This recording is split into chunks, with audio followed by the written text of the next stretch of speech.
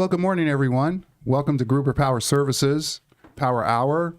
My name is Claude Dixon, and my partner over here, Elvis Venter, just got here barely. He was about, 5 seconds? You can see he's breathing hard over there. I'm tired. Yeah. I went and did a quick battery module replacement for a new customer, and I mean, an amazing customer. Yeah, and this was way out there, right, in Chandler? In Chandler. Yeah. I am so happy and excited for this company, this customer. They're just awesome. They're very similar to the way their culture is like ours. Mm-hmm. So it was just so fun. I told you how many times I want to go there just to hang out. Well, let me get this right. You said that you were a technician today. Today I was what do you want to call me? Labor ready, FE, technician, whatever you want to call me. But yes, I went and removed 10 SYBT5s battery modules for about 65 pounds a piece. Ooh, Removed. Look at you. Look at you. Don't be fooled. Man, to be 35 again. No. Hey, just because today is episode 29, I know me and you want to be that age, but neither of us are that. No, I'm a week out from 41. All right, well, that's cool. You went and did that. Yeah, replaced 10 of them. Brand new customer, great. and I know. Oh, yeah. And you've kept me up to speed on this a little bit. God bless you, good sir. Yeah, but I know they think a lot about you, your whole presentation, and how you reeled them in, and hopefully they'll be a long-term customer for us. Yeah. What business are they in? They're in the construction business, and they lay out piping and plumbing, commercial, residential, for roads. They're big. They're a big company. But can I tell you something? Employee owned and really cool. Can I tell you something? Yeah. Hey, the claps, we can wait on the claps later on. Okay. That was a premature clap. But can I tell you something? That doesn't sound like family or cousins or cats to me. They do. It's employee owned. Okay. It's family and employee owned. My contact is the son of the CIO, and the CIO is retiring, and he's taken over. Wow. They're qualified, but it's a very legit man. I was in the kitchen making myself a cappuccino. Before or after? After. Okay. Cool. I got there early stage, did everything, but I just got here in the nick of time, and now I'm getting there. I got another question for you. Uh-oh. Jesse gave me the new numbers on our YouTube subscribers. Really? And I didn't even this get to is see like that amazing. yet. This thing went up by almost 100 in 1 week. So we were at 1,368 last Friday. Yep. And today we're at 1,453. I know why. That's a lot of cats to be Yep. to have come on board. And I know why. Why? I have cousins that kept getting married and married and married, and they just keep bringing on the whole bandwagon of family. And then you got a few Egyptians that keep jumping on here and there. Exactly. Your homies. Exactly. Yeah, from the other part of the world. Yes. You know what? Right now it's 10 o'clock. You know what time it is in Egypt right now? No clue. It is 7 p.m. Wow. Okay, so when they called in, they were calling in, at 7 p.m. That's true. Yeah, it's that's nighttime. loyal. Yeah, that's loyalty at its best. Well, you know what, Elvis? We're gonna go down another somewhat rabbit hole today. I think we're going down a deep rabbit hole. Yeah, but these things are really cool. We're going to talk about capacitors, and what we've decided to do is break this podcast down into two. So we're going to cover capacitors part 1 today because there's a lot to them, researching and studying them. And then next Friday, we'll do capacitors part 2. So I'll tell you what the agenda is going to be for both, so you kind of get an understanding of how the flow is going to work. So today we're going to talk about the types of capacitors, the specifications and measurement values, okay, and the materials that are inside of the capacitor. And there's various types. You're going to see that. And then if we get to it, we'll talk about capacitor configurations. Okay. We're going to try to get to that today. If not, we'll move that into next Friday. And then next Friday, we're going to talk about the purpose and function of the capacitor. So I want to make sure I'm clear on that. So we're not really going to talk about today how it operates and how it integrates into the PCB and the UPS itself. We're going to talk about that next week. And also why the key materials are different. You're going to see when we talk about that today that they're different. What I mean by that, between the AC, DC capacitor and the different types, they use different materials for different reasons. And then what drives life? Elvis, all we hear about capacitors when it comes to life, you know what we always hear, right? It's always, well, when do you change out your capacitors? So we're basing it off age, right? But there are so many other things. There's a lot of variables. Yeah, that are involved with assessing a capacitor, whether or not you should change this thing out. I mean, some of this was really new to me, and I was like really enlightened by it. You know, education is power, and it's really cool. So next week we'll talk about that. Very cool. You know, I think is going to get a real big kick out of today's show. Highlander. Yes. If Well, he's then on. that's two. I didn't think of him. Yeah. But way to think of Highlander. Kindness is always free. Appreciate you jumping on. But Pete Gruber is a big AC/DC caps guy. I mean, if you could see my eyes right now, like that guy loves it. I mean, I've already done a few episodes. I think the 2-3 episodes I've done with him were all with a lot of AC/DC caps and other things, but he is a big fan. He understands the science and a lot behind it. So I know Pete's gonna love it today, because right when I saw this, I was like, oh man, this is the good stuff. Yeah, and just one other thing to add, this type of material is very dry for some. So Nope, we're gonna make it. yeah, we're We're gonna make it flavorful. Yeah, I'm going to try to make this fun, try to be creative about it, try to be, you know, humorous about it, try to keep it non-dry so people don't fall asleep. But if you start to fall asleep, please send in a message, and we always have something to go to to wake you back up again. So you ready to go, Elvis? I'm ready to go. So let's start with image number 12, Jesse. Image number 12, let's put that in there first. Take a look at that. Image number 12. And I know the people on Instagram can't see the images, so I'll try to tell you. Yeah, I'm trying to pull that up. This one is saying it's a web page file. It's not a JPEG, so give me one sec. Yeah, and the image that Jesse's going to put up there, it's an image of all types of capacitors, and it's going to be really interesting to see the differences on how these look.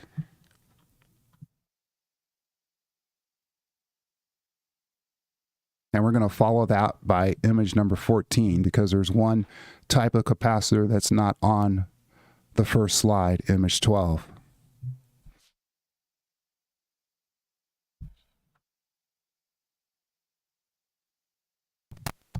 So while he's digging that up, if you look in front of me here, I have what you're looking at up here. This is what we call an AC capacitor right here. You can see that.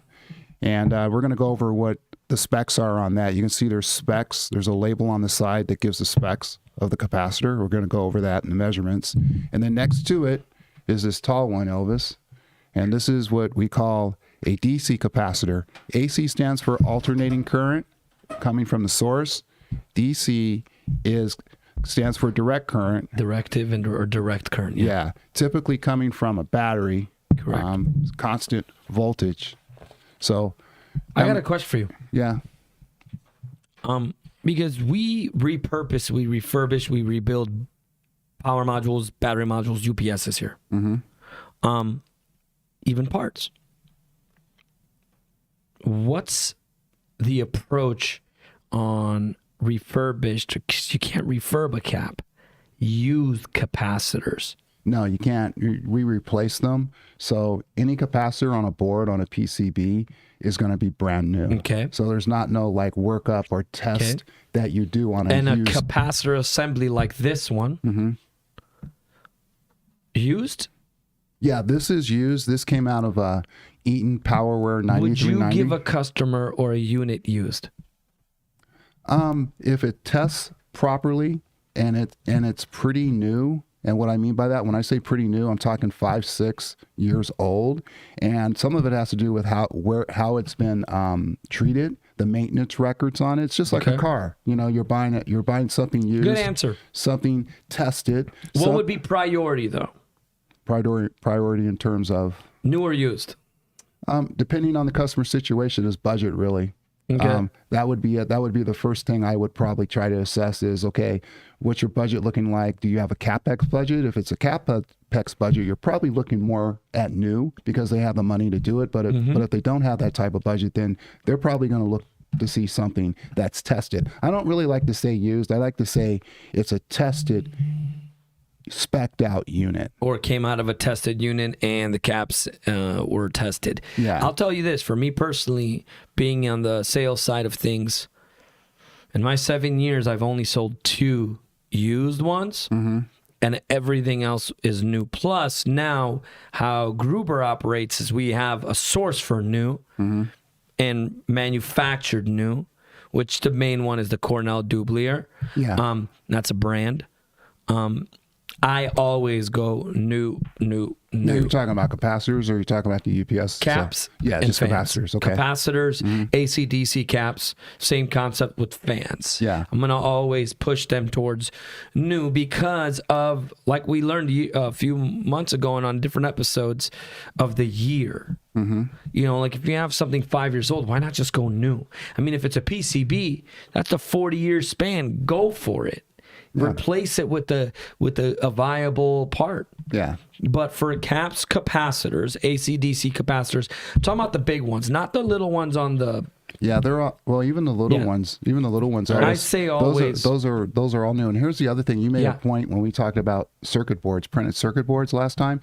You said that the circuit boards basically last forever, basically. Up to 40 years or more. And what's interesting about capacitors, there's actually only 2 types of capacitors on a PCB board, that typically get changed out. But there could be 7 different types of capacitors that never get changed out because of how they're made. Exactly. Yeah. It's the type. materials. Yeah, Jesse, what'd you want? I have your image, so we're gonna lose our questions screen here temporarily while I fix this laptop, but I'll still be able to pull it up. Perfect. So I hope there it is.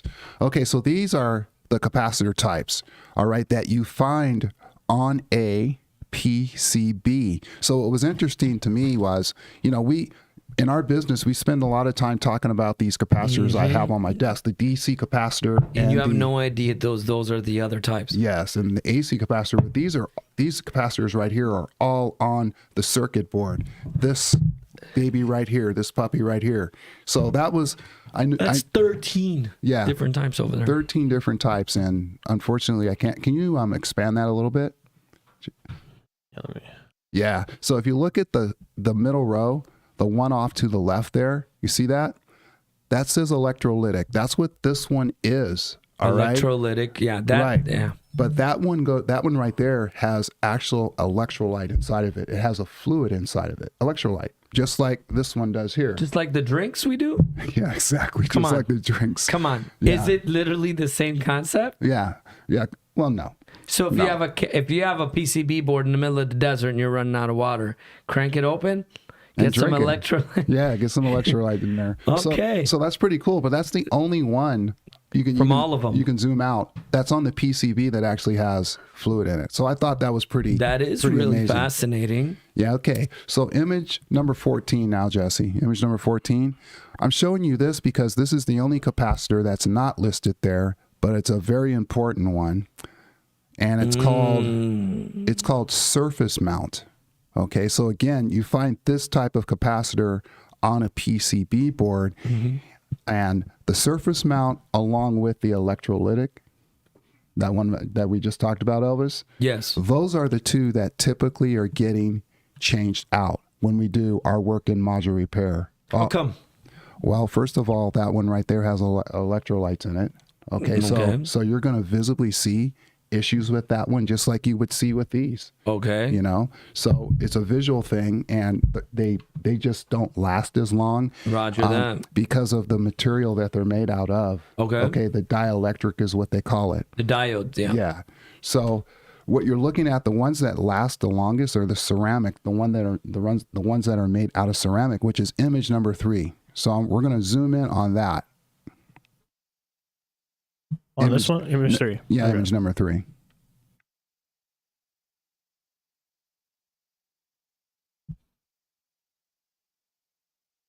Okay, so that's what ceramic capacitors look like on a PCB. Pretty interesting, huh? And if you take this board, Elvis, right here, because I know you're familiar with this. So this is a brown label. That board right there came out of a brown label. And you can see some of those. 0673. Right.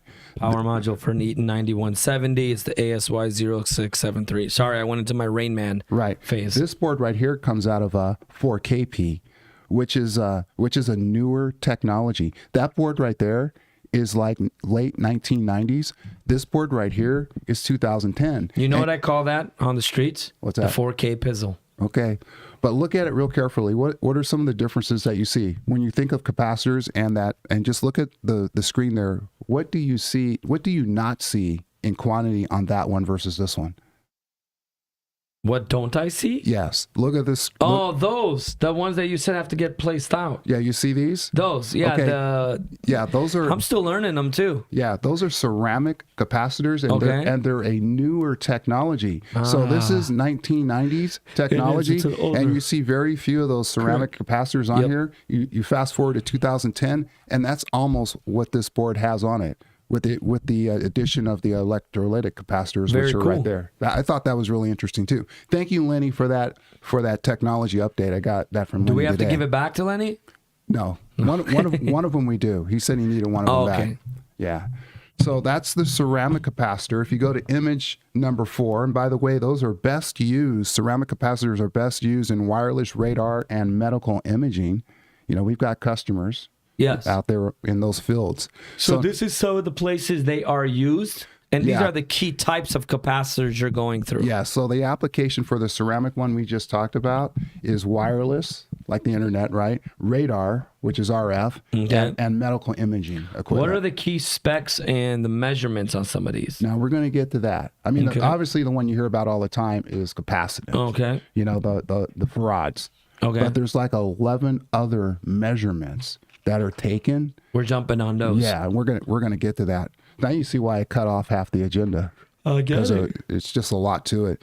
So what you're looking at here is another one that we just discussed. This is the electrolytic capacitor. And what I want you to see here are the various sizes. I have one here. You can see it's a really, really big one, tall one. They're very heavy. And then you see the ones that you actually find on PCBs. Mm-hmm. Okay. They're a lot smaller. Yeah. So your application there is power supply filtering, audio coupling, which we're going to go into, not in this segment, but next week. That's very interesting, what coupling is all about, and energy storage. You were aware of that, right? We both were aware that capacitors basically are like batteries. Yeah. Yeah, they store energy and they release transfer. It. Yes, they do. You're right. They restore and they transfer it. Yes. And and if they're abused, just like a battery, they wear out faster. Okay, so that's another thing to know too. Yeah, but the technology is they're made for abuse too, so to speak. I mean, anything within the UPS is made to take it. Yeah. Now, there's another technical thing I want to mention that I've learned about. It's called dielectric. So when we talk about that one, the electrolyte is on a diet. Yeah, when it dies. Oh, when it dies. Moment of silence. Yeah, so dielectric is spelled D-I, electric. Okay. And what that refers to is the material inside of the capacitor. So the first one we talked about was ceramic. That is a dielectric. The second one we talked about was electrolyte. That is a dielectric. Just wanted you to know that. Again, so the application for the capacitors that you're looking at here are power supply filtering, audio coupling, and energy storage. That's where you find these mostly. All right, image number 5. Image number 5, my favorite number, by the way. Okay, here we go again. So now you're looking at film capacitors. These are also found on PCBs. Okay, these might be a little bit different material. Yes, plastic. And you see that they also have a certain type of coating. Mm-hmm. The red ones. Yeah, that's a plastic coating on those. It's a thin plastic film, and you find it's dressed for the occasion. Yes, and you know where you want to guess where you find these? Think about it old school, some of the stuff you would go to a party, listen to, Oh, a radio. Exactly. So your audio systems, you find a lot of these timing circuits and just general use. These are used. I remember those because I used to take them apart, just could never put them back together. Don't you remember how the old stereo systems look? You take off the top and you see that. You really didn't know what it was, but there were film capacitors in there. I remember the thing's not working. Let me take it apart. And I was like, I can't put it back. Yeah. And then the last material or dielectric that's inside is called tantalum. I do not have a picture of that one. I couldn't find. Tantalum. Yeah, tantalum, like a spider. No, I'm just kidding. Tantalum. Don't have a tantalum now. Yeah, and that's best used in electronic devices as well. So again, Okay. all we're talking about right now is the types of capacitors. We're not talking about their function yet. That's going to be next week. Okay. So again, let me just rehearse that again. Ceramic, electrolytic, film, and tantalum are the main ones. Let's jump on some of the questions. We got them pouring in this morning. And again, thank you so much for guys jumping in, just communicating, questions, just saying hi. It means a lot. It really does. You know, we wouldn't have a show without people tuning in. Yeah, that's and true. I'd rather, you know, I love the way we do this. So Highlander, wow, look at the impressive display of electronics. You're correct. Yeah, Claude went big today, and he brought a lot of cool stuff. Yeah, this one that Elvis has his hand on, this is what we call a capacitor bank. This happens to be AC capacitors, and I counted them. What is it? That's like 20. There's 28 of them. Yep. Okay, and it slides in. Yes, and it slides actually in. clamps in, and then you screw it in, and it goes it's part of a bigger package for UPS. Right, and this one is really unique. This bank right here is unique because these AC capacitors are actually soldered to the circuit board. Yep, okay, they are. Most of the replacements that we do out in the field, they're not like that. You can actually change them out. So in this scenario, you would have to purchase the entire bank. Because they solder it, and the other ones you're talking about, like the heavy one, those ones wired and screw in. And they have little connections. Yeah. Grant Mobile, good AM gentlemen. Good morning. Good morning. Good sir. Shiju, which I want to say that's probably the Asian, LC. No, let me see. How's that spelled? Shiju. SHX. Yeah, but if you pronounce it, it'd be Shiju. Okay. I mean, no. Okay. Good luck. I thought that was Resonance, it says. Yeah. Sam Manlate says, great backdrop. Oh, thank you. Oh, well, we got it. Since he mentioned that, can we tell him? Okay. Please. Obviously, that is the Grand Canyon, and that is a primitive trail on the southeast rim of the Grand Canyon called New Hants. The trail one way is about 10 miles one way, takes you all the way down to the Colorado River and the Hants Rapids. It is amazingly beautiful. Just opens, you're tight in the beginning, and then it just opens up just like you see in that image right there. Highlander asks, in what country are these new capacitors made? I believe they're made in China. Yes, And but Cornell Dublier, and there's another Annixter. yeah, I believe those are in America. Yes. Yes, Cornell Dobler is in America. But I know it's China as well. They're all over. A lot of different countries make capacitors. Correct. Yeah, there's a variety, but I believe there's a big, heavy market from there, from where they make it. Chemistry. You look super cozy today. I feel it. I'm trying not to fall asleep. It feels so good. Seriously. Considering the subject matter, huh? No, it's considering how exhausted I am from being up till super early today and running around, and the sweater that you gave me yesterday. Yeah, this is a really comfortable sweater. If you see me in my car sleeping later during my lunch, I mean, whatever. Hey, that's a great statement on the next one. You know, sometimes that's the best way to explain things. Highlander says, I like the simplicity of your explanations. I'm going to have my nieces watch it whenever I go over tonight. They love this stuff. That's awesome. Highlander, your kindness is always appreciated. Kindness is always free. We appreciate you. That's an amazing thing. Arturo Lara, only did Eaton change its capacitors since 2010. I'm not sure what he's asking. I'm not sure either. Yeah. If they're asking, did Eaton change its capacitors? Yes, they do change their capacitors. Eaton does. Do they use like a different type though, or? Yeah, they. Well, no, I see with Eaton usually use. Yeah, they use the same ones. They use the same. I see Cornell Dublier. Yeah, that's what these are. Most. The ones that are in this Eaton module are Cornell Dublier. Yeah, Highlander says microfarads. Yep. Microfarads is what says MF, and that is one of the most important piece when a customer is trying to find out what capacitors they need. Yeah. I asked them for the microfarads. I asked them for a picture of the unit. I asked them The part number, the serial number usually has a part number 02, 12-087. There's part number, so I'm always asking for the microfarads, Can we go the back ampage. on the microfarads real Please. quick? Well, one of the watch-outs with farads or microfarads is, just because you have, it says on the label right here, it's X microfarads. Okay, this capacitor still might be too small. Correct. It has the correct microfarads, but it may be too small for what you have, or too big for what you have. But that's why I asked for the part number. Yeah. Part numbers are specific to that exact one with the microfarads. Yeah. When you do both. And and again, Elvis is right asking for the part number, but just in reality, what I've experienced in 14 years being involved with service is you could, believe it or not, you can have the right part number, you can do everything right, have the microfarads, and the capacitors are still too large. Okay, I've seen this occur, and we have had to get them specially made for the unit. Of course, now you have a time frame, that kind of thing. It extends the lead time, units down, et cetera, et cetera. But I've seen that occur at least on 2 separate occasions. But he's right. The majority of the time, that's what you need. Part number is very, very important. I mean, I know it works for me because I haven't had to replace any. Yeah. All right, so we're going to move on now. Okay, we got one from Lenny real quick. Good morning, gents. Just now getting on. Christina French, did you mention how frequently you should replace these capacitors? Do they have varying lifespans? Yes. Let me answer that first question. We did mention for the capacitors here on the desk here, yes, we're talking the DC capacitor. You really, during the life of the UPS, you really don't need to replace the DC capacitors. The AC capacitors that are on an every 6 to 7 year schedule, and a lot of it is due to how they're designed. And we're going to go over that next week, how they function.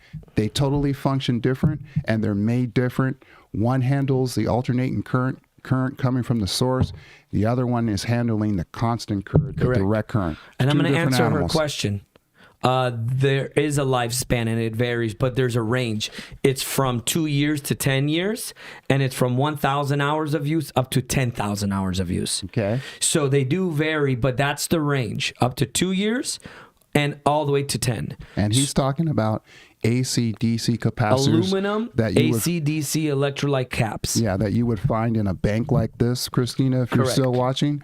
But what he's not talking about are the capacitors that you find on a circuit board. That's different. Which will last the life of the UPS. Correct. They'll outlive the UPS, actually. Yeah, 40 years, I think you said. Oh, my gosh. What? I'm about to cry. Why is that? My mom got on. Oh, really? She's never got on. Oh, she wrote in Romanian. Dude, I'm getting emotional. Hey, here's a good one right here. Suns fan for life. I ran into this. I guess reference to what I was talking about. I ran into this. Caps were right, but the manufacturer made them square instead of round, and they didn't fit. Super frustrating. Interesting there. And then that's your mom right there, Livia. Is that how you pronounce that? Don't forget about Suns fan. Then we'll go to Livia. Yeah, I just read the Suns fan. Oh, you did? Okay. Yeah. Well, Lenny was above that one. Lenny, don't forget voltages going through the caps. Yeah. Correct. We're going to get that. We're getting to that right now. The measurements and the specifications. So we talked about capacitance, which is the microfarad. And now you have the voltage rating. That's what Lenny just talked about. And that is the maximum voltage handled without breaking down. Yeah. And you're going to find that on the label of the cap. You can't see this one, but there's print there. This one happens to be 350 DC. Correct. And that is the maximum rating. That's what that is referencing. And again, these are specifications and measurement values of a capacitor. Can you try to pronounce my mom's name? Livia. Close, yeah. Livia, Okay. Venter, and she says "Stay iubesc Elvis," which is "I love you, Elvis." Right. And I'm gonna have all you guys say on 3. Say "Hi, mom." 1, 2, 3. Hi, Hi, mom. Now get your Love mom, you, Mom. Now get Thank your you. mom You're to the ask best. us a question. Yeah, ask a question. Ask Yeah. mom, what do you do? Yeah. Because moms and dads always forget, even though I've told them a few times. Mom, if you go on Google, mom, find something. She's savvy. Yeah. I appreciate you coming on. I'm trying not to get, man, you got me all messed up now. Yeah, check this out right here. The we're switching back and forth. Specifications and measurements. Okay, so we just talked about 2, right? We talked about voltage. We talked about capacitance. But there's 1, 2, 3, 4, 5, 6, 7, 8, 9, 10 more. specifications and measurements. Some of them you may have heard of, maybe not. Third one is tolerance, the capacitor's tolerance, and that is the allowed deviation from the maximum voltage that it can handle. Yeah, the plus or minus 10. Correct. So you're going to see that too. There's going to be a tolerance rating on the capacitor that allows you to oscillate from basically the spec. So that's the most it can handle. You don't want to go over under. Yeah. Yeah. Well, the range, it's basically a range. That's what tolerance is. And then the ripple current, that's number 4. We're going to talk a lot about that next week. It's an AC component. When you hear me say AC, I'm talking about alternating current component of the current flowing through the capacitor itself. There's this element of ripple. It goes through. That goes through. The temperature rating. Yes, capacitors have a temperature rating just like VRLA batteries do. They do. Yeah. Capacitors have a maximum operating temperature of 85 to 125 degrees Celsius. So when our technicians go out, they see a bank like this. They use their thermal gun, to scan the internal components of a UPS. They see something that's 300 Celsius. We hope we don't, because it's probably burning up at that point. But that's going to be a red flag. So there is a range associated with that should be, the FE should be recognizing. I want to throw in something really cool. So we were talking about the aluminum electrolytic cap capacitor, and you mentioned the film capacitors. And then there's also the aluminum polymer capacitors. So to your question, Christina, we're going to jump back a little bit where it's the 2 to 10 years. Check this out. For the aluminum polymer, it's up to 22 years. Yeah, you pretty much just swapped units by then. Yes, and then for the film capacitors, up to 60,000 hours. So that can go up to another 15 years. To 20 years, the life of the unit. So depending the caps, there is different lifespans, and per the material of that cap is what you're also getting into, and that's where we're getting into the really cool weeds.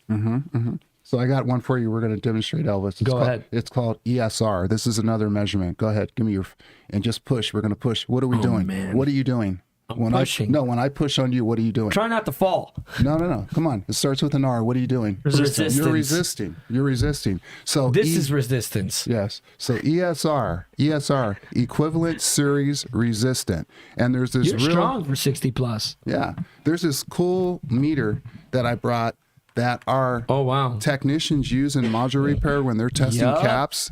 And of course they're putting they are. Yeah, they're putting these leads here on each, the positive and the negative, and they're like testing for resistance. And of course, the lower the number, I don't think you guys can see this, but that's what this looks like. This is, and here's the leads right here. The lower the number, the better the cap. So it's very easy to find a cap that's bad just by doing this simple test right here. And Lenny is phenomenal. I've watched him do this out in our depot. Thanks for letting me borrow this, Lenny. So that's called ESR, or the capacitor's resistance value. And then the dielectric type. The dielectric type, we just talked about that, is a measurement. Dielectric, should I rehearse that again? That's ceramic, electrolytic, basically the material that's inside of the capacitor. What's going on with you? What's going on with Elvis today? I don't know. You're killing me, Smalls. Yeah. Something happened on that early morning visit. You're dying. I'm dying. I guess so. All right. So Christina French, we have. Thanks, Claude and Elvis. Hi, Elvis's mom. Hi. Then we have your mom there. I'm proud of you both. I know Claude is your friend. God bless you guys. God bless, Mom. Thank you. She knows about you, man. Yeah. And then Lenny, Lenny has tolerance usually is plus or minus 10%. That's what you just said. Yeah. So you guys are on the same page. At least you and Lenny are. Yeah. I'm just trying to stay awake. Should have had my coffee. And then Highlander, hi mom. Winnie D. Domata. Yeah, that's not Romanian. He's trying to, but what he's trying to say is good morning in Romanian to my mother. And he's saying bună dimineața. So Highlander said, Elvis, bail me out. Yeah. Bail me out. I'm trying to speak Romanian here. This is what the Bueno de Monte was. So it's bună dimineața means good morning in Romanian in my language. Christina French says cool info. Yeah. This is a good one right here. Yes. Macy. Hey guys, would the temperature, I'm assuming the capacitor temperature affect the performance of the units? Yes, it would. Oh, yeah. Okay. Yes, it would. Actually, in a big way, because what's going on in those capacitors, it's called filtering. Okay. And you're providing voltage to devices, okay, that are running. So you want to try to keep the power as clean as possible. So when you're having variations in temperature and other variables, it's going to affect the quality of the power going to the devices. Will. It's going to set off sensors. It's going to set off alerts because of the temperature in the unit. I mean, look, yesterday when we went and did a PM for a UPS for the battery modules, the FE, first thing he did is he pulled out his temp gun and he measured the temperature. So would the temperature affect? Temperature is one of the most crucial and important factors for a UPS from start to finish. The temperature of the room, the temperature of the UPS, the temperature of your equipment, your internal, your external equipment, your caps, your fans, your batteries, everything depends on temp. Yeah, everything. Her question too, I think, is it's a big question that she asked because she mentions the performance of the unit. Exactly. So when I think about performance of a unit, big, broad, like I think of efficiency. Yes. I think of the cleanness of the power. I think of Yes. this. I think of the sine wave that these Correct. capacitors are supposed to deliver. It should 100%. You are. Yeah, it should be clean. No variation, not erratic, that kind of thing. Yes. Okay, we have a person here from Kenya, Alex Gaganga from Kenya here, electronics engineer. Okay. Thanks for jumping on. Kenya, I mean, that's amazing. Yeah. An electronics engineer. Alex, feel free to give us your input. Feel free to comment, to give us ideas. Highlander is always ready to educate us and to help us out. So feel free. We're so appreciative that you're here and you guys are jumping in and tuning in. All right. So the next measurement is life expectancy and endurance. We talked a little bit about that. Elvis was correct when he said it's expressed in hours and cycles. Okay, and hours and cycles. And it's fun. Capacitors are finite. When you get right down to it, they are finite. They are. They're gonna be. Yeah. I mean, they're material. Yeah. And then, of course, the leakage current, which was a new one to me. It's a small current that flows through a capacitor when fully charged. Now, here I got just a tiny little story on this one. I was in the depot a couple years ago. 3-phase unit. It was disconnected, not powered up, disconnected. I mean, it looked like it was getting ready to go to our shipping area. The skins were still off of it, though. The skins, for those of you who don't know, are basically the covers, okay, the doors and panels that go around the components of the UPS. Okay. All right. And I've been over and I was looking, I saw the bus bar. It looked really interesting to me. And I touched one of the capacitors and got zinged. Uh-oh. Okay. It goes on. Yeah, it went zzz, and Because there was a leak. yeah. But, the thing is I asked the technician, he wasn't in there at the time. I asked the technician, how long has this UPS been de-energized? He told me the UPS had been de-energized for 2 hours. Okay, so my point is here is even though there's no source power going into your UPS, these capacitors truly store energy. Because they're charged. Yes. But, that was a major learning experience for me. It's what's similar to when I learned how to install batteries in a battery module. The battery, you couldn't put them against each other because it's a battery. So you take another battery and I'm talking about nothing's connected. It's just two charged batteries. But if the battery module, in the batteries, the single cell battery itself, they have a red and a black. If those touch, they'll explode. They'll pop. Yes. That's happened because they're still charged. They're arc flash. And it's a small one, but you kill the battery. Yeah. Well, you could, hurt yourself too. Yeah. But that's happened and there's nothing connected. Like you said, the UPS is off that, but the batteries are still charged. Or you can simply, you can simply just drop. Something could fall out of your pocket. That's one of the reasons why metal with metal. I mean, that's one of the reasons why if you're out there in the depot and you're working on a machine, you're not supposed to have anything in your pockets. You're not supposed to wear jewelry, any of that stuff. You know? So for those reasons. All right. So we have two more left. Size and form factor, the footprint of the capacitor, very, very important. And then this one kind of caught me off guard. You might know something about this one, Elvis. Self-healing properties. Believe it or not, some capacitors can repair small dielectric breakdowns that might occur during operation. I did not know that. Yeah, I thought. I'm gonna be honest. That's pretty interesting. Self-repair. Is this, something? That's really cool. That is cool. That was just new. That's really cool. First time I'd heard of that. So that's 11 different specifications within a capacitor. Within one capacitor. All right. Very important. Yeah. And I think you have to understand something. Us as account managers too. This is very informative because this is gonna minimize and decrease giving them the wrong capacitor. Because the reality is, some customers know, some customers are literally coming to you for help saying, I have no idea. So this information, going down this rabbit hole, is to help you understand what the capacitor is about. And this is what's helped me have a, knock on wood, a very low return. I've never had to, I mean, I say never, and I don't like to use that word, of returning a cap. Yeah. Because of knowing your capacitors, knowing to what information to look for, the size. Yeah, and especially with what they're doing, because you want to try to keep things simple, but not too simple to where they don't pick up the technical aspect of it.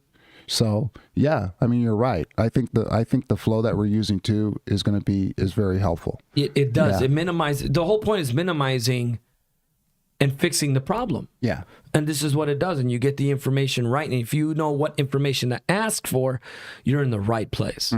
One other thing I want to point out, because this confused me up to a certain point, and now that I have it, having been here, I have this straight in my head.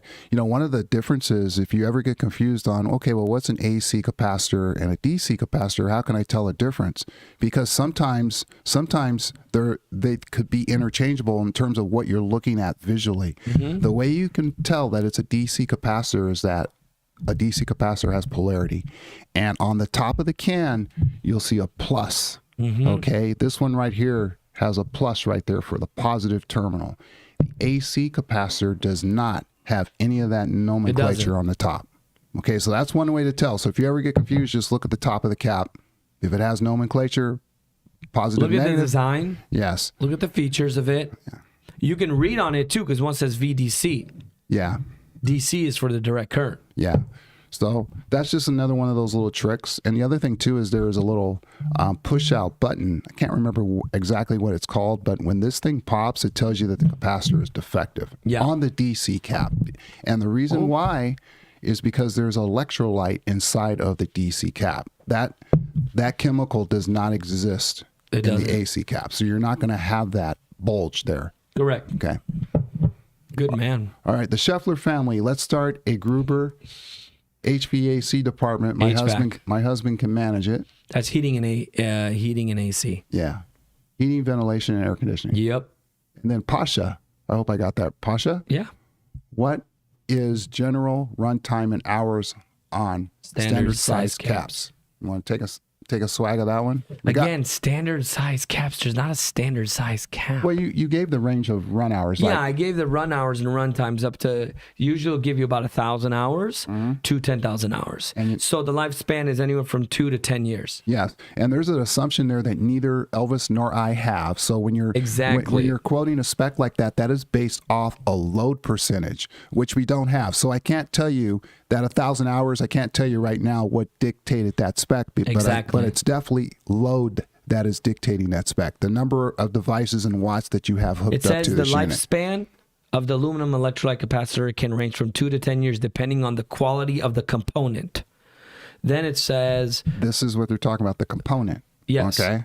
The quality of that component. Aluminum polymer capacitors, these caps have a calculated lifetime of 200,000 hours at 65 Celsius ambient temperature, which means a theoretical lifetime of about 22 years.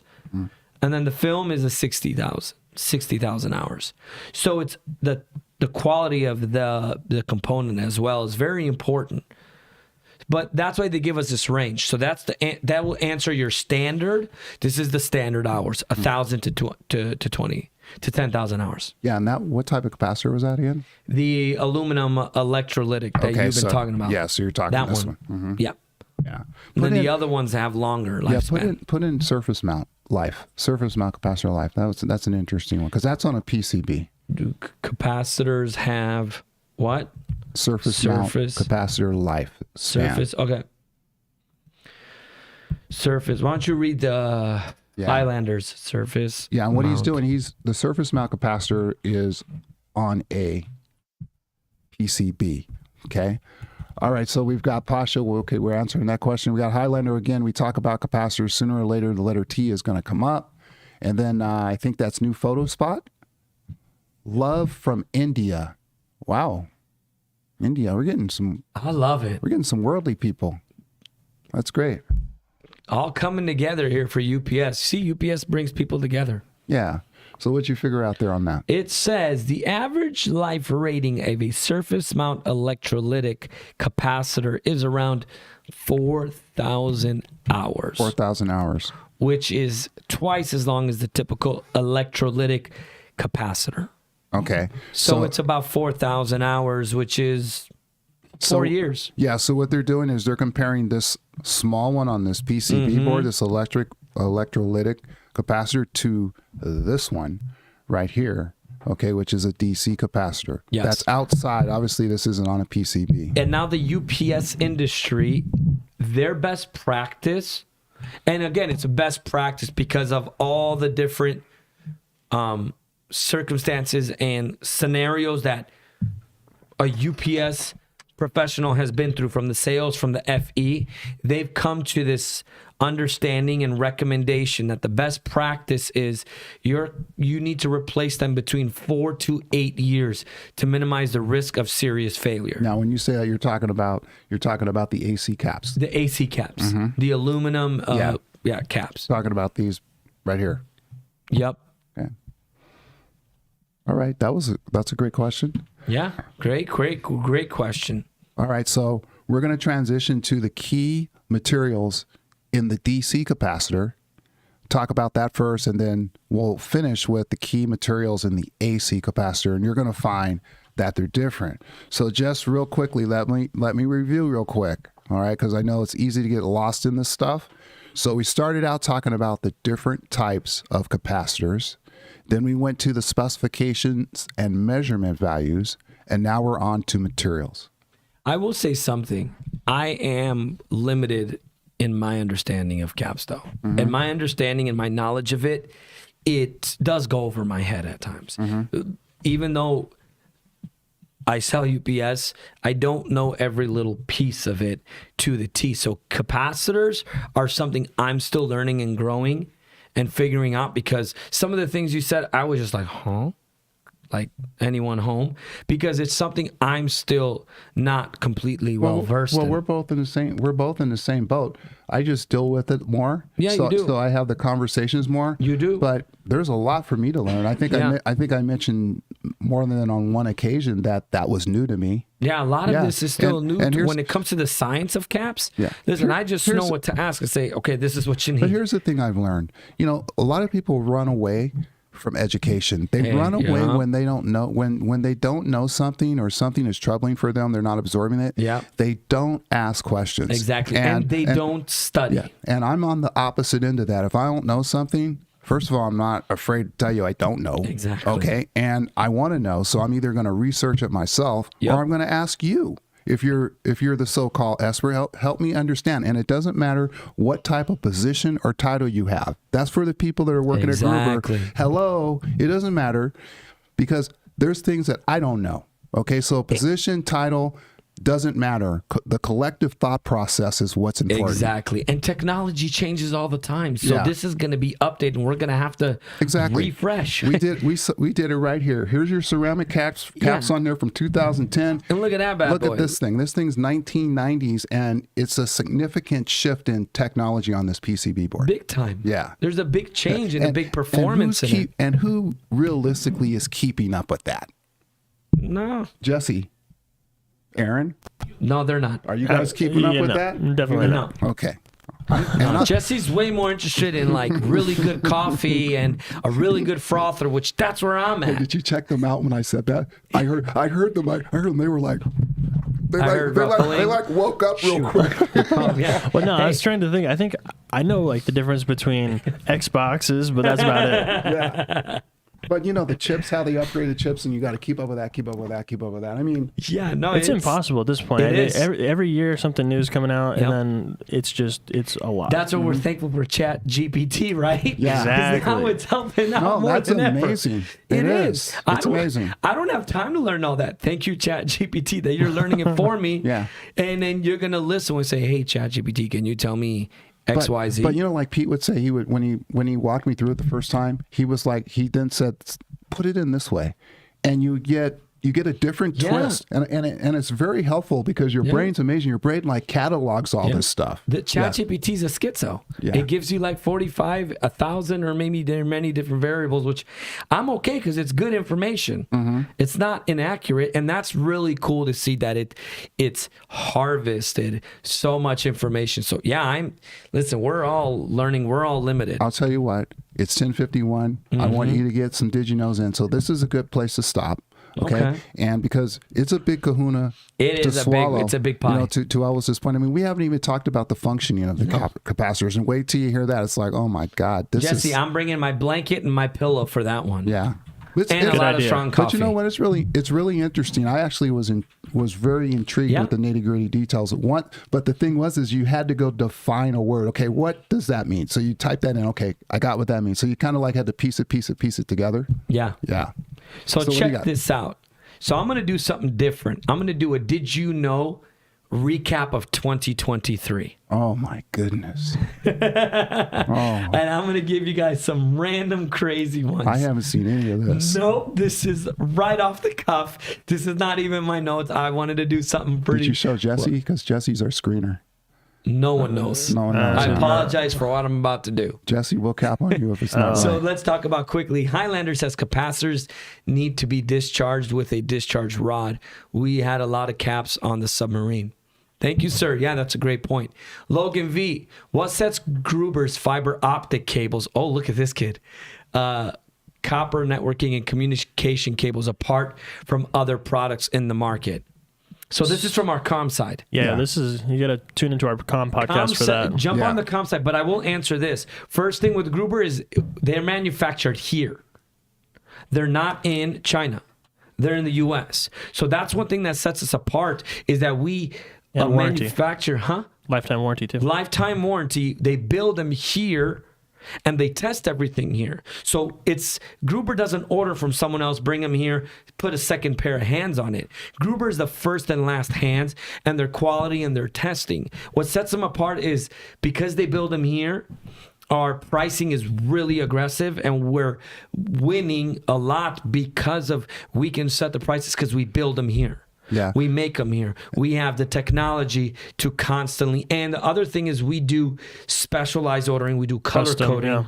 We do a lot of custom across the board. And the other thing, too, I think it was mentioned earlier. Great question, Logan V. Much is respect. that Datacom, our communications division, has their own podcast. What day is it? It's on Mondays, so they won't be there for New Year's, but the week after we'll start that back up. But over there you can learn a lot, too. And we're always encouraged too. Hey, I have a customer. I send them over there and I say, hey, let's help you out. Okay, Arturo Lara says, how long would it take for a set of capacitors on an Eaton 9390 to discharge after shutting it down? To be safe, 2 to 3 hours. Yep. Good. 2 to 3 hours to be safe. Mm-hmm. So, yeah, if you got time, at least wait. I always like to go safe, so I do 4 hours and look at it later. Yeah. Just to be safe. All right. Don't touch it looking at it. So check this out. Yeah, don't touch it. We know what happened with you. There's a meter we can use that can tell whether or not they're still charged or not. There is a meter where it tells you if it's still radiating and still giving off discharge or not. So this year, Buzz Aldrin got married on his 93rd birthday. That crazy dude that landed on the moon, the second man to land on the moon, got married at age 93. They say it's never too late. Nice. Never too late. He just proved that theory. The doomsday clock was set at 90 seconds to midnight after the Russia invasion of Ukraine. So the doomsday clock, they always set it for certain months or years. When that Russia invasion happened, they set it 90 seconds prior to midnight, saying it's the end of the world. They really went a little bit like terrified and scared. Check out this one. The FBI publicly confirmed that they believed that COVID-19 originated in the lab in Wuhan, China. No, duh. I knew he was gonna love that. My goodness. They finally said, "Yeah, we think it happened." I'm so done. I'm so done with these. Man. You know what? My dad used to call these type of people talking heads. Yep. And I would wonder when I was a little boy why he would get so mad. Why he would get so mad at the TV, and I would watch him. He goes, "Man, those people are just a bunch of talking heads," and that's exactly what we watch on TV. March 14 of this year, Pete and Jesse are going to love this one right now. Hold on. OpenAI released ChatGPT 4, an upgraded version of their popular AI chatbot. This year was the new release of ChatGPT 4. Did you hear Jesse? Yeah. Jesse goes, "Yeah, that's right." He finally woke up. Welcome to the show. We use it all day, every day. Yeah. And you know what? So is this guy now. And I have it saved where I just have it open. So Why I'm like, not? what if I got Why a random not? question? Yeah. Dude, I'd rather have it answer. Check this out. Italy banned the use of OpenAI ChatGPT over data security concerns. Okay. Instead of responding to the concerns raised by Italy's data privacy regulators, they banned it. Interesting. I did not know that with Italy. SpaceX. You know what? I was actually outside for the last 3 years in a row. Every time SpaceX launched, I saw it live. Did you see it? How were you able to do this? I saw the last one. I saw last year's. It I've went like seen- right across the horizon. Yeah. Did you see how the first one I ever saw? I was like, yeah, that's Doomsday. And I had to look it up. I didn't know. I was like, oh my gosh, we're getting attacked. I thought it was like that's something what I crazy. thought too. But I'm out because it was at night and I was outside of my kids' soccer practices, and you could see it just go. I mean, dude, it looks radiant. Have you Yeah, it guys does. ever seen? Yeah, I've seen Jesse or Aaron, have you ever seen it outside live? No, I've always the missed dark. it, but In I've the always dark. seen it on YouTube or Instagram. No, I've seen it live every single time I was outside in the sky, just lighting it up. Dude, it looks like extraterrestrial. And were people panicking? Started running? First 'Cause year I thought did was it, and every year when I ran into it, You were one of them, weren't you? not after that. Yes, first year I was like, oh, it's it. ET phone home, we're done for. Yeah. Then every year they're like, what is that? I'm like, you know what? That's SpaceX. I learned. I figured it out. They're sending out another satellite. They're launching more. And you look it up and it says today they launched one. Aaron, what do you Are want to those say the on that? ones that are coming out of California Yep. Yes. that we're able to see here in Arizona? 100%. Dude, and I mean, you could see them like it's a beautiful light show. It lights up half of the sky. And it stays looks- up there. Yeah, and it's it stays up there gorgeous. for a while, too. Yes. It's just Yeah. very It cool. was really, really cool. So I got to see, I've seen that all 3 times that they released it.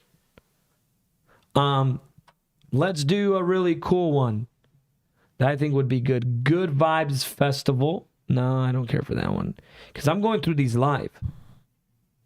What about that GDP one you had? We never got to that one, that GDP one. Oh, okay. Yeah. So you want? Oh, we can jump on that one. I think that's a really cool one. Yeah. So yeah, this one is okay. I know which one you. Okay.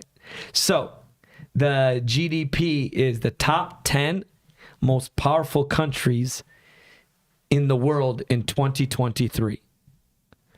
What do you guys, I'm going to give everyone here, I want you guys to name off who do you think number 1, number 2, number 3, go down up to top 10 most powerful countries in the world.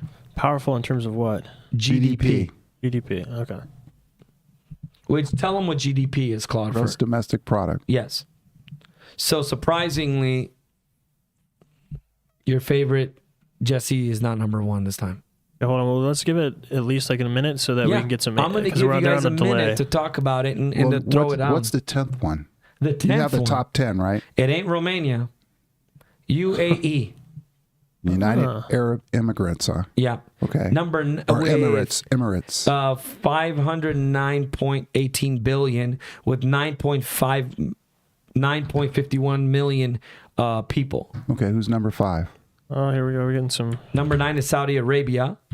Number 8 Give it another minute is Japan. Number 7 is France. 6, South Korea. Number 5 is, what do you think? Well, hold on, we're Can you see getting it? guesses in Japan. here. Oh, there. And you're No, you're giving wrong. it all away. No, okay. I only went up to like 6 or 7. Let them go. Japan. Number 5. Christina's like powerful, like military. No, GDP. Highlander, don't get Jesse started. Lots of laps. Pasha says China, Japan, and U.S. Good guesses. Very good guesses. But Wait, are China and Japan, they're on the list at least they're somewhere. on the list. All 3 are on the list, but the order is incorrect. Wait, what was 5? I'm sorry, 6? Number 6 is South Korea. South Korea. Interesting. Wait, did you say Romania is on the list or no? Oh, they're not. No, Romania and Egypt didn't crack this list. Sorry, Claude. Japan. Number 5. Number 5 is not Japan. Japan is number 8. Number 8. Uh-huh. Wait, sorry, say 6 through 10 again. 6 is South Korea. South Korea. 7 is France. 8 is Japan. 9 is Saudi Arabia. And 10 is United Arab Emirates. Okay. Then he just says Russia. I mean, correct, they're on the list. They're on the list, but You also said Kuwait and Saudi Arabia as well. Kuwait, no, but Saudi Arabia is there. Yeah, we're looking for the top 3. Come on. Let's go top 3. Top 3 has to be, I'm going to say U.S., China, and Canada or something. I don't know. Oh, Yeah, man. I think he got him, didn't he? No, really. You got 2 out of 3, man. Baller. Legit. U.S., China, and UK or what? Mother. No, UK's not a single one, I Mother guess. what? Oh, it is Russia. Mother So Russia. is that number what, 3? 3. Even interesting. Okay. Yeah. So United States is number 1 with 26.95 trillion Okay. in GDP. Oh, here, I got some guesses. It's a little late now, but It's I'll pick okay. these up. You can still read And them. we're at 339 million plus in population. China's number 2. Colombia.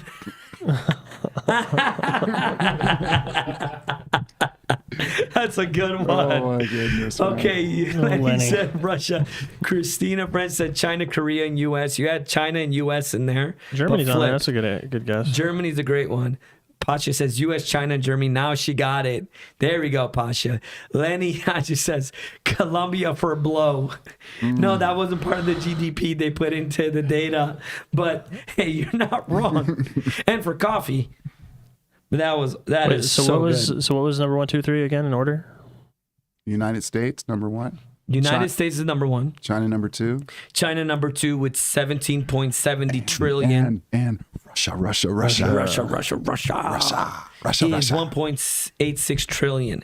And the crazy thing is the population of China is the only one in the billions. 1.42 billion. That's interesting. Yeah. India's not on there because they're another big like Surprisingly, billion person in country. population they're big, but they're not on it. Mm-hmm. Yeah. And then for the top 10 largest economies, No. I mean, U.S. that one's got to be number China. 1. number 1 is U.S. China, number 2. for GDP with billion. China's number 2. And 3 is not Russia. They Japan. didn't even crack the top 10, Russia.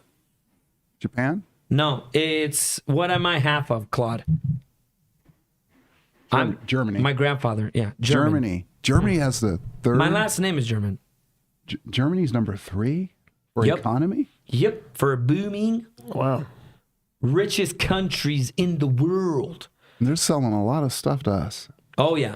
Their cars. China, I am surprised they're not first, but they're They're going to be first. yeah, Right, Jesse? they're going I to know take that over. you're... Well, if you factor in like the 20 trillion we owe them, they probably are first. Fair. I think they didn't want to factor that in. They didn't want to put the debt. because that would have offset. 4 is Japan. Welcome to the show, Jesse. 5 is India. On that, 6 is UK. Yep. 7 is France. 8 is the There's Italian the UK, Stallions. that's what I was thinking. So they do count the UK as Yep. one thing. Number 9 is Brazil, and number 10 is good old Canada. Now we got Christina. French says Japan. We have Germany is a good guess. Highlander by Lucid Stock now. Yeah, go ahead and do that. Good luck. Lenny Hodges says UAE. They're not in the top 10 for the economies, but they're in the top 10, and they're number 10 for powerful. All right, one more, Elvis. We got to wrap it up. We are officially done. We're done? We are donezo. And I do want to say we are coming. This is our last show for 2023. Yep. Yeah. This is has our been last fantastic. And I think there's been a lot of highlights. We've done 29 episodes in 2023. We've really went big on this one with the shorts, with the rants, with all these platforms really just taking off. It's been a really cool year. I mean, so many highlights. I mean, with all the fun stuff we've had with Jesse, with Aaron, with Richard, with Cass, Pete, really being at the, front of all of this front line and just really working and reinventing and trying really cool things is great. Yeah. I mean, look at 2023. Yeah. Some highlights. Yeah, Gold is gold from Grant Mobile. Right. Highlight, memory retention is his superhero power. Right. Highlight is, go do it. Yeah, we got it. The other thing that's cool too is we started at 0. So many highlights, yes. Elvis, he was our very first subscriber. Elvis Venter. So we started, he was number 1. I think I came along. I don't know. I think I came along. I think I was like number 29 or something like that. There were some other people. But to be at 1,400 and something, I think that's really cool. I really do. It's fantastic. Yeah. It's so beautiful. It's so cool to see. It's great to see what, you got to give credit where credit's due. Technology has really helped a lot and bring people together, and that's what I do like about our platforms too, is we want to stay positive, want to stay encouraging, and we have so many great diverse people that are always jumping in. Someone from Kira to Lenny to chemistry, which is who you are, Pasha, all these great people that come together that you would never expect it. My mom, and thanks mom, and we want people to engage. We want to keep it, we want to do it technically. It means a lot. Yeah, we want the technicality of the subject matter that we're talking about, but we also want to keep people engaged, keep it humorous, and do different things to keep people, attentive and watching. Yeah. That's the main thing. But I personally want to wish everyone a happy New Year. Enjoy your New Year's Eve. Be careful. Be safe. And we're going to come back here next Friday. It'll be a new year. Yep. And I'm going to sound off with 2 things. First thing is I want to say thank you to everyone. Say thank you to Jesse, to you, Claude, to Aaron, to Pete, everything he's done. And he's always trying to push the envelope and let's go. Let's keep going. Let's keep going. I like it. I appreciate 100,000 in 2024. 100,000. Yeah, going big or go home. So I want to say thanks to everyone. Thanks to Gruber Power, Gruber Motors, Gruber Com, everything. To AI, to the Roadsters, to the whole Gruber family and the whole enchilada. Happy New Year. And again, please, we have our platform. So like, subscribe, leave a comment on our YouTube platform from Gruber Power Services, Gruber Motor Company. Then we have the Gruber Communications. And then we have the Snapchat. We have the Twitter, which is X, right? Yeah. Yep, we have Twitter. TikTok. So TikTok, all of those, just jump on there, keep helping us out. You guys are the ones that are growing this, not us. It's really everything you guys have done and come together. So like, subscribe, share, and send that all the way through to everyone and anyone you know. And just want to wish you a happy New Year from me, my family, and from Gruber. Happy New Year. See you next year. See ya.